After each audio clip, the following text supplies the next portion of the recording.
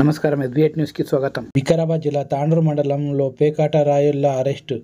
ఉర్దండాపూర్లో పేకాట ఆడుతున్న 8 మంది అదుపులోకి తీసుకున్న కరణ్కోట్ పోలీసులు. పేకాట రాయుళ్ల దగ్గర నుండి 19,410 రూపాయల నగదు స్వాధీనం చేసుకున్నట్లు పోలీసులు తెలిపారు.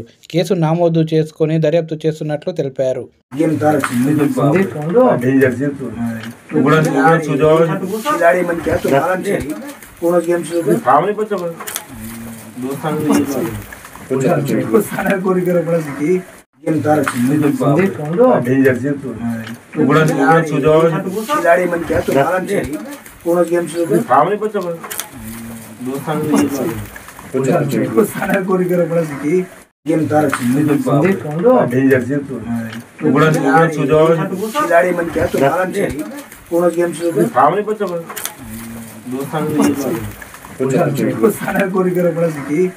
మరిన్ని వార్తలకు ప్రకటనలకు SB8 news channel subscribe, like and share చేయగలరు.